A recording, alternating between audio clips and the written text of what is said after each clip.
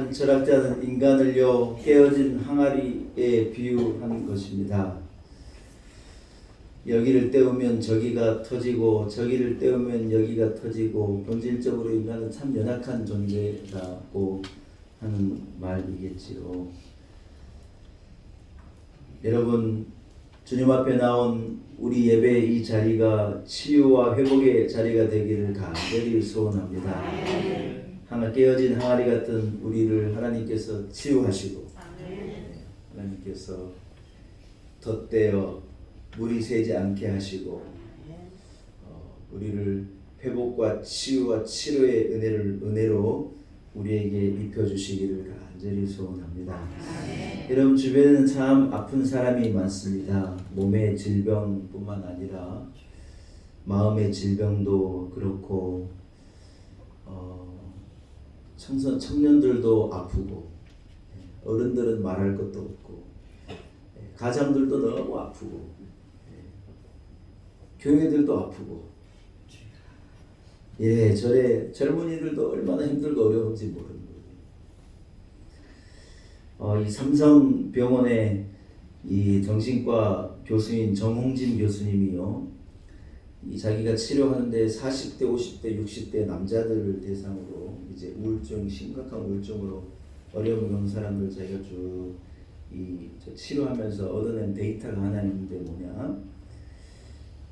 이 40대, 50대의 우울증에 걸리는 남자들의 어떤 성향을 쭉 보니까 어떤 사람이냐면 일 처리에 빈틈이 없고 열심히 살아온 아주 착한 가장들이라는 거예요. 우리가 생각하는 그런 사람들은 뭐 병에도 이렇게 강할 것 같은데 오히려 바른 생활을 하고 바른 생활에 이러한 이 가장들이 심각한 우울증에 사로잡히더라는 거예요. 모범적인 어떤 삶을 살아왔는데 자기 능력으로 자기가 살아온 어떤 모범적인 삶으로 인생을 개척해 가기가 어려운 거예요. 열심히 살았고 부지런히 살았고 애를 썼는데 너무 어려운 거예요. 무한한 경쟁 시대에 자꾸 도태되는 것 같고 자기의 뜻과 계획대로 일이 되지 않고 열심히 하는데 열매가 없고 점점 사회는 그렇게 되져 가니까 이 철저하게 살고 정직하게 살고 오히려 빈틈없이 살아온 사람들이요 심각한 우울증에 사로잡히더라는 거예요.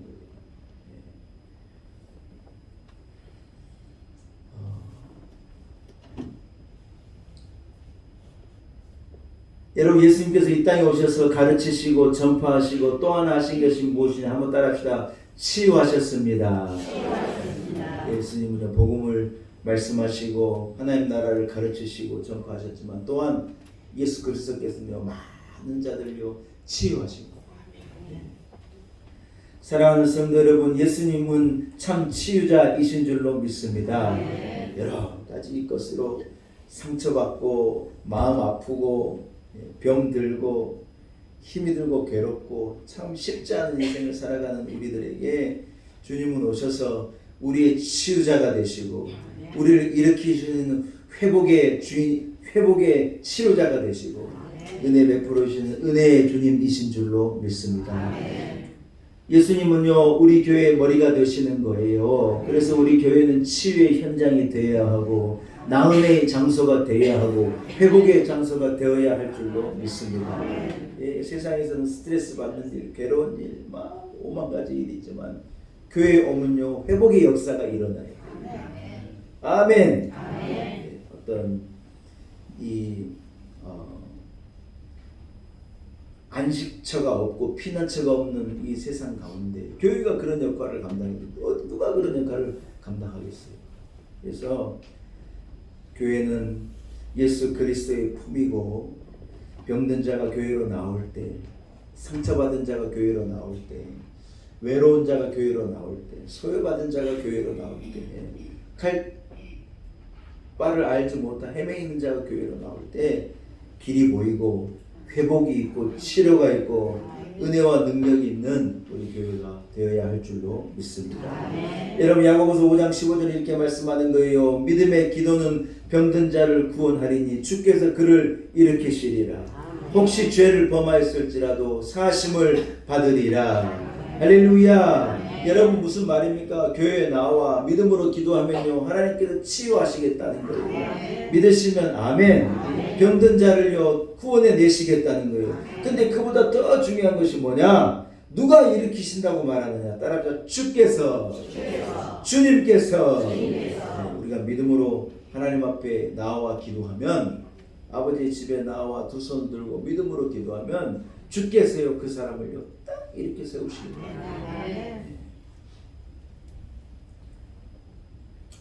여러분 그렇습니다. 치유의 주체는요 예수 그리스도이신 거예요. 우리를 일으키시고 회복을 주시고 나음을 주시고 우리를 완전하게 하시는 분은요 예수 그리스도라는 거예요.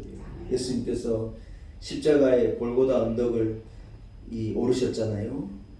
주님이 그 십자가 골고다 언덕을 올라가신 이유가 뭐냐? 다름이 아니에요. 우리를 죄와 저주와 고통에서 상처에서 우리를 건져내고 치유해내시기 위하여 주님이 상처받으시고 주님이 고난당하시고 주님이 자기의 모든 것을 그 위에서 쏟아내신 거예요. 선한 목자 되신 주님은요 모든 것을 내어놓고 우리를 치료하시고 우리를 회복하시는 분이시라. 오늘 아버지 집으로 나온 여러분에게 이 믿음이 있기를 원하고 주의 품에서 이러한 치료와 이런 회복의 역사가 있어지시기를 축원합니다. 여러분 오늘 본문을 읽어보니요 첫째로요 예수 그리스도께서는요 따라합시다. 우리의 육신의 질병으로부터 치유의 은혜를 베풀어 주셨습니다. 믿으시는 분은 아멘. 루따라는 지역에 애니아라는 사람을 이 베드로가 만났거든요. 근데 그는 성경에 말하기를 중풍병에 사로잡힌 지 이미 8년이라는 거예요. 여러분 지금 2025년을 살아가는 우리에게도 중풍을 맞아서 마비가 온 분들, 여러분 현대의학이 딱 치료해내기가 어려워요. 조금 어떤 이 회복이 있거나 어떤 속도를 늦추는 것 정도는 해내는데, 그런데 여러분 이때 중풍으로 8년을 고생한 사람이라고 생각하면 뭔 소망이 있겠어요?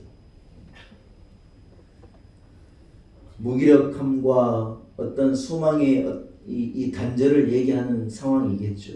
그런데 여러분 그런 그에게 베드로가 성령의 감동을 받고 애니아를 찾아가는 거예요. 34절에 보면 예수께서 너를 낫게 하시니 한번 따라합시다. 일어나라.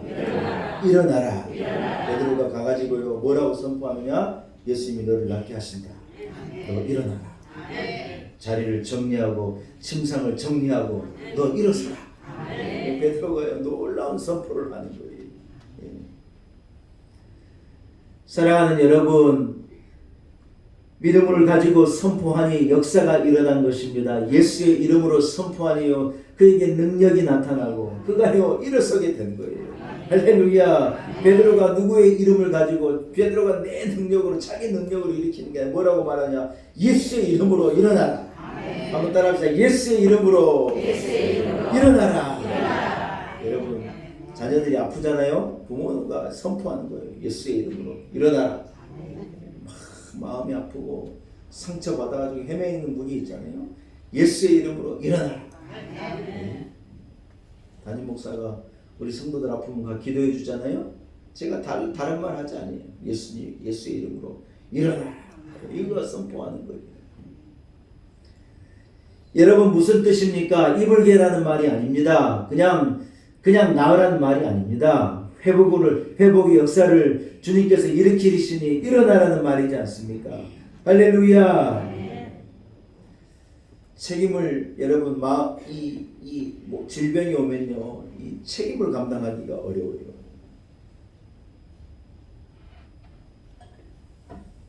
쉬운 일이요 한없이 어려운 일로 바뀌는 거예요. 참, 요즘에 감사한 게 제가 허리가요 튼튼해진 것 같아요.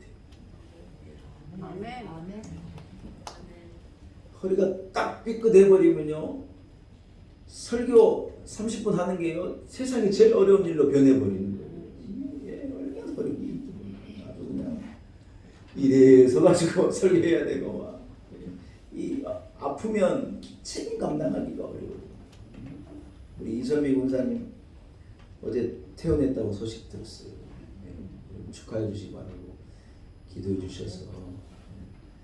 미장원에 줄을 섰는데요, 이 다리가 안 좋으지 문만 열면 줄을 섰는데 이 책임을 감당하기가 어려운 거예요. 빨리빨리 회복하시고 그랬더니라고 믿습니다. 여러분, 오늘 그 8년 된 중풍병자에게 일어나라 얘기하는 것은요, 일어서서 네가 감당해야 될 인생의 몫을 감당하고 책임을 감당하고 사명을 감당하고 이렇게 일어서라는 거예요. 여러분, 믿음을 가지고 일어서기를 축복합니다. 건강함을 가지고 책임을 감당하고, 마음이 어렵고 이래도요, 책임을 감당하지 못해요. 시험 들어봐요, 책임 감당 안 해요. 그러나 하나님께서 우리를 이렇게 일어서라 말씀하시고, 일어서는 자에게 책임도 감당하게 하시고 능력 있게 행하게 하시고. 사랑하는 여러분, 중풍병에 이 사로잡힌, 육신의 질병에 사로잡힌 애니아를요, 주님께서 일으켜 세우신 거예요. 여러분의 하나님께서 여러분에게 은혜 주시기를 소원합니다. 예수의 이름으로 일어서는 은혜가 있기를, 아멘 좀 하시소. 예수의 이름으로 일어서는 은혜가 있기를 축복합니다. 우리 교회요, 70세 드신 분은요, 우리 교회 허리예요, 허리. 다른 교회야 뭐 40대 50대가 허리인데 우리 교회는 70대가 허리예요. 70대가 나 뭐 이제 은퇴했으니까 뭐 이래 뒤로 앉으면요, 큰일 날 소리. 우리 어르신들 90이 넘는 어르신들도 많은데 어디 20세나 어린 70세가 막 자빠지려고 그러면 안 돼요. 딱 제대로 앉아가지고 똑바로 예배 드리고. 아멘. 아멘. 우리는 그래요.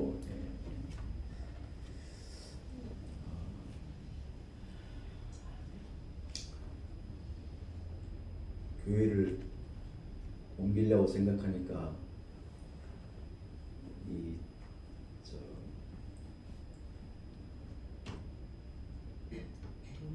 이등병이 된 것 같은 느낌이에요. 이등병은 막 긴장해야 되고, 뭐 이렇게 여유 부리고 그럴 데가 없어요. 이제 새로운 시작을 해야 될 것 같으니 얼마나 긴장되고 막 세포가요 막 살아나는 것 같아요. 이것도 하나님의 은혜라고 생각해요.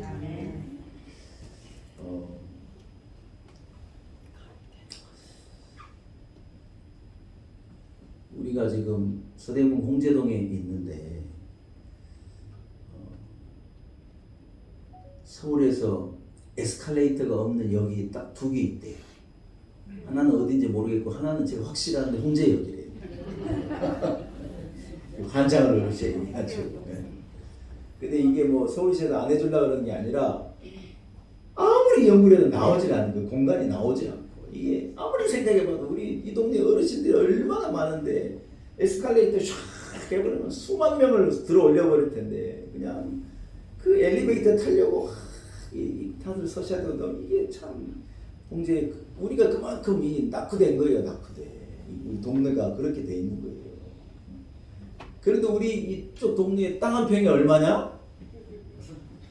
말을 마요, 말을. 모르시는 아주 얼마나 땅이 비싸고. 그래서 우리가 뭐 100평으로 땅을 좀 사보려고 그러고, 아무리 연구를 해보고 노력을 해봐도 뭐 진짜 말도 안 되는 건물 같은 거에 가서 얼마인가 보면 막 40억 달라는 거예요. 진짜 다 모르져가는 홍제 뒤편에 막 이만한 뭐 하나만 이렇게 보려고 매물을 봐도 뭐가 나왔다면 우리가 늘 이렇게 보거든. 네이버에 부동산 요즘에 잘 나오니까 아무리 봐도 진짜 감당이 안 돼요. 이게 이 동네에는 에스컬레이터도 없는 허름한 동네인데요. 이게 또 이 서대문구 이 성 안에 내가 얼마나 비싼지 몰라요.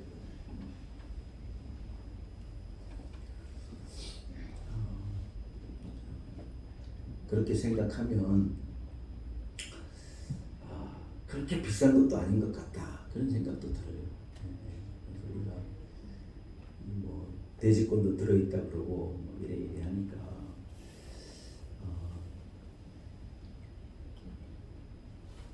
괜찮겠다. 좀 아멘 좀 하시소. 괜찮겠다. 이렇게 생각이 듭니다. 하나님께서 우리 교회를 치유하시고 회복하시리라. 사실 우리가 시작할 때 많이 아팠잖아요. 시작할 때 우리가 얼마나 아팠는지 말도 못해요. 뭐 그때를 벌써 7년이 여러분 다 잊어버리셨는지 모르겠는데 우리가 많이 아팠어요. 그런데 하나님께서 우리에게 이렇게 가야 할 어떤 새 지경을 열어내시고 우리를 치료해 주시는 것이 아닌가. 감동과 은혜를 또 기도하는 가운데였습니다. 그래서 우리 주님 우리를 치료하시는 분이세요. 우리 공동체를 치료하시고 우리 한 사람 한 사람의 육신을 치료하시고 우리의 가정을 치료하시고 우리 심령을 만드신 우리 주님이신 줄로 믿습니다. 두 번째 여러분 죽음의 고통에서요 예수 그리스도께서 우리를 건져내신 분이시라는 거예요. 오늘 두 번째 스토리 뭐냐면 욥바의 다비다라고 하는 참 귀한 여인이 있었어요. 이 여인이 얼마나 귀한 여인이었느냐. 사람들이 이 사람이 죽은 다음에요 베드로에게 나와서 뭐냐면 자기의 속옷을 보이고 자기 옷을 보면 이거 다비다가 이거 다비다가 만들어준 거예요. 이것도 다비다가 만들어준 거예요. 막 그러면서 베드로에게 나와가지고 이 여인을 좀 살려달라는 거예요. 야, 얼마나 여러분 다비다가 귀한 여인인 게 참 이 짧은 안에 그녀의 삶이 드러나지 않습니까? 그런데 여러분 이 여인은요 뭐 중풍으로 8개월도 아니라 죽어버린 거예요. 시체가 돼버렸는데 그걸 씻어가지고 이 다락에다가 올려놨는데 베드로에게 와가지고 베드로가 능력의 주님이라 이 사도라 그러고 주님과 함께하는 분이라 그러니 막 베드로에게 생떼를 써가지고 다비다를 살려달라는 거예요. 이 환장을 노리시죠 여러분. 그런데요 베드로가 사람들을 다 물리고 하나님 앞에 나아가 간절하게 기도하고요 다비다에게요 따라합시다. 다비다야 일어나라. 예수의 이름으로요 다비다에게 시체를 오늘 본문이 뭐라고 하냐 시체를 향하여서 시체는 뭐예요? 소망이 없는 거예요. 길이 없는 거라는 건데 시체를 향하여서 선포한 거예요. 그랬더니 여러분 이 다비다가요 딱 일어나. 사랑하는 여러분 예수를 믿는 것은요 죽음으로부터 건짐을 받는 것입니다. 우리에게는 영원한 죽음이 없습니다. 우리에게는 영원한 절망 영원한 이 우람이 없는 거라는 거예요. 주님께서 우리를 죽음에서 건져내셔서 영원한 생명에 이르게 하시고 두려움과 근심과 어떤 고통과 아픔 가운데 어떤 이게 변장된 죽음의 모습이잖아요 여러분. 사람이 살았는데 죽었는 것 같은 인생이 얼마나 많습니까? 그러나 주님께서 이 모든 죽음으로부터 우리를 건져내신 것인 줄로 믿습니다. 디모데후서 1장 이제는 우리 구주 그리스도의 예수의 나타나심으로 말미암아 그는 사망을 패하시고 복음으로써 생명과 썩지 않을 것을 드러내신 자니라. 할렐루야. 예수 그리스도가 오셔서 뭘 하셨느냐 사망을 패하시고 복음으로 생명과 썩지 않을 것을 우리에게 드러내신 분이라. 예수님이 사망을 패하신 거예요. 뭘 패했다고요? 죄와 저주와 사망의 권세를 깨뜨린 거예요. 여러분 주의 십자가를 바라보면요 우리는 치유함을 얻습니다. 사망 권세가 도망가는 거예요. 주의 십자가를 바라볼 때 우리에게 영원한 생명이 약속되어져 있고 주의 십자가를 의지할 때 우리는 영원한 천국의 입성이 약속되어져 있는 것인 줄로 믿습니다. 사랑하는 여러분 뭐가 두렵습니까? 두려워할 게 일절 없는 거예요. 사망 권세도 주님이 패하시고 사망 권세도 주께서 그 오른손으로 붙잡고 계시는데 여러분 걱정하고 염려할 게 아무것도 없는 거예요. 사랑하는 여러분 믿음을 가지고 다비다처럼 일어나서 죽어버린 것 같던 내 삶이다. 난 나이가 들어가지고 이제 아무것도 못합니다. 나는 이렇습니다 저렇습니다. 아니에요 여러분. 하나님께서 거기에서 새 생명이 일어나게 하시고 능력을 허락해 주시리라 믿습니다. 세 번째는요, 따라합시다. 사회적 고통으로부터 우리를 치유하십니다. 베드로가 가서 머물러 있는 곳은요, 무두장이, 이 시몬이라는 무두장의 집이에요.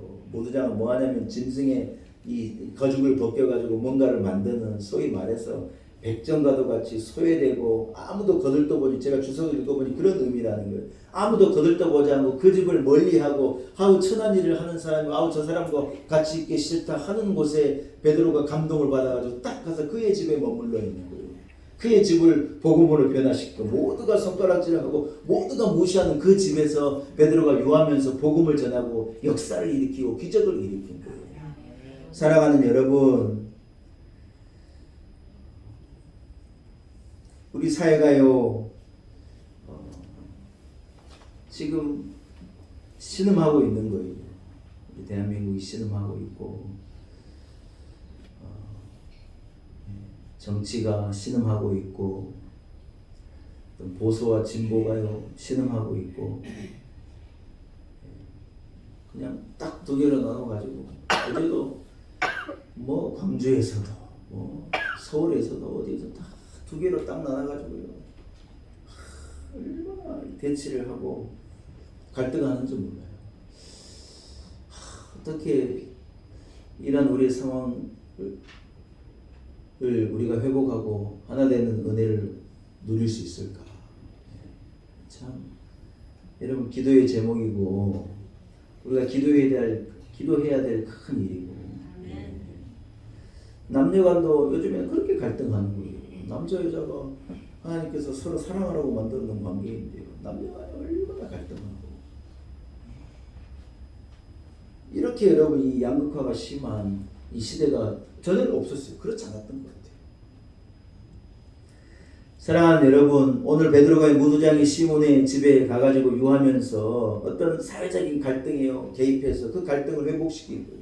소외되고 왕따를 당하고 외로운 그 자의 약한 자의 집에 머무르면서 그 공동체를요 전체로 이 어루만지고 회복의 은혜를 베풀어 주는 거예요. 사랑하는 여러분, 이 나라가 회복되는 길, 저는요 다른 길 방법이 없다고 생각해요. 예수 그리스도의 십자가의 은혜가 아니면요 이게 어려운 거예요.